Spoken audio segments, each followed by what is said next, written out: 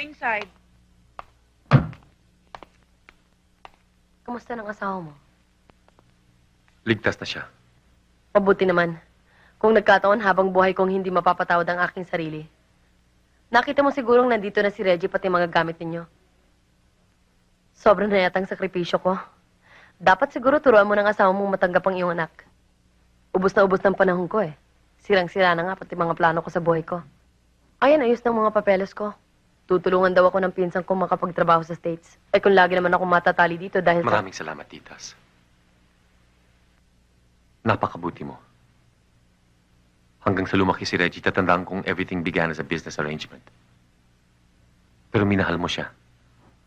At alam ko lagi mong mamahalin. O baka naman magkaiyakan pa tayo. O sige na, magbihis ka na at siguradong kailangan mo pang bumalik sa ospital. At ako naman, ayusin ko pang dollars ko. Titas. May konti akong naitago. Halika muna sa loob. Parang pabaon ko na. Eh ano naman ang gagawin ko sa mga naipon ko? Iiwanan ko pa ba? Wala naman akong balak bumalik. Kung gusto mo talaga magpabaon, ito ang ipangako mo. Walang maapi kina Reggie at Pearlie. Laging patas ang pagmamahal ninyo sa kanilang dalawa. At palalakihin niyo silang dalawa na nagmamahalan bilang tunay na magkapatid. Hinihingi nga sana ni Verna si Pearlie noon eh. Kaya lang sabi ko, gusto ko sanang Anak mo rin si Pearlie? Sino ba pinuntahan mo na magkaproblema ka kina Finn at Reggie? Saan ka natulog? Sinong nakasi... Anak natin? Tunay na magkapatid sina Reggie at Pearlie? Itago mo na lang yan sa sarili mo. Dahil hindi yan matatanggap ng iyong asawa. Kaya nga ginusto ko na rin lumayo eh. Baka pag nalaman niyang napalayo na rin ako at imposible na tayong magkita, matahimik na rin siya. Maasikaso ng mga bata. Alam mo nung una kitang nakilala, napakalit ang tingin ko sa'yo. Gusto ko lang magkaanak eh. Naisip ko kasi kung kapatid ko may ganun hanap buhay. Pero ngayon, ang paniniwala ko, ikaw na ang pinakadakilang babaeng nakilala ko.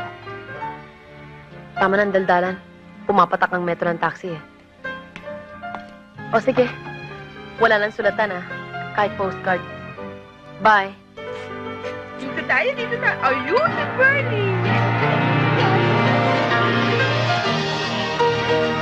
Okay, please, please, please. Tama na.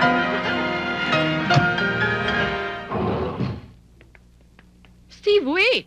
Hintay ako ng hintay, hindi mo ako pinuntahan. Ni sa telepono, Patso. hindi mo man lang ako Alam mo tinawagan. naman maraming ginagawa at busy ako eh. Ilabas mo naman ako mamayang gabi, oh. Kuya! Mamaya na tayo mag-usap, pwede? Some other time, pwede? Good morning, ma'am. Good morning. Puro ka naman pangako, eh. Will you be reasonable? Pag nakaluwag ako, susunduin kita. Steve naman, miss na kita. Alam mo ba yun? Minsan tuloy, iniisip ko kung pinalitan mo na ako, eh. Kung ano nung sinasabi mo, tatawagan na lang kita. Ha? Okay?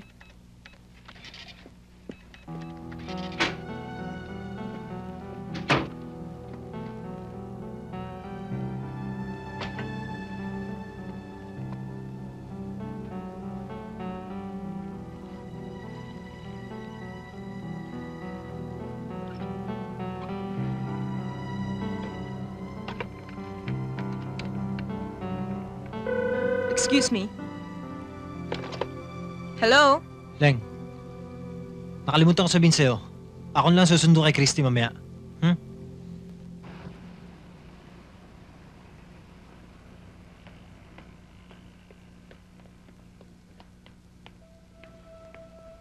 Hinatid mo ata mag-ina ko. Si Christy at si Odette? Bakit? I'm Frank. Ang daddy ni Christy. Ako si Steve, ang manliligaw ni Odette.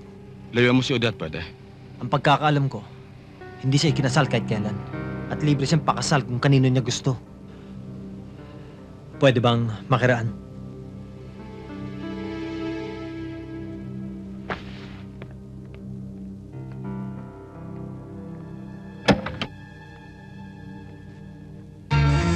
Kung papayag ka, magpapakasal tayo. Kahit ngayon din. Lubos-lubusan na ang pagmamalasakit mo sa akin, Eric. Ayoko na samantalahin pa ang kabaitan mo. May babalik sa iyo si Junjun. Tutulungan kitang ipagtanggol ang mga karapatan mo. Paano si Maya? Break na kami ni Maya. Nasa Singapore siya ngayon. Nagbabakasyon. Salamat sa awa mo, Eric. Si Benny lang ang mahal ko.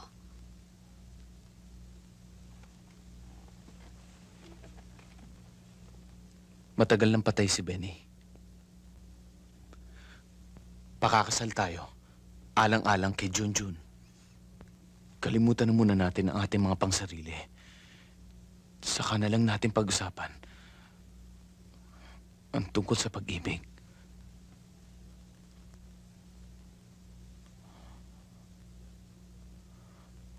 Eric Monteverde, kusang loob ka ba nagpunta rito upang tanggapin si Lisa Garcia bilang iyong asawa habang buhay sa hirap at ginhawa? Opo.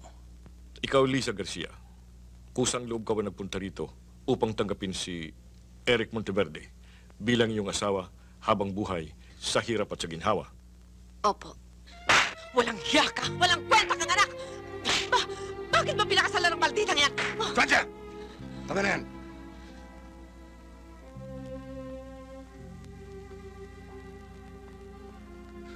Ano ba nangyari sa iyo? Hindi, Papa. Mahal ko si Lisa. Mahal? O naawa ka lang?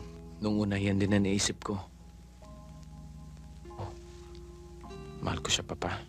Natagpuan ko sa kanya ang katangian hindi ko natagpuan sa iba. Kahit na kay Maya. Pinakasalan ko siya dahil mahal ko siya.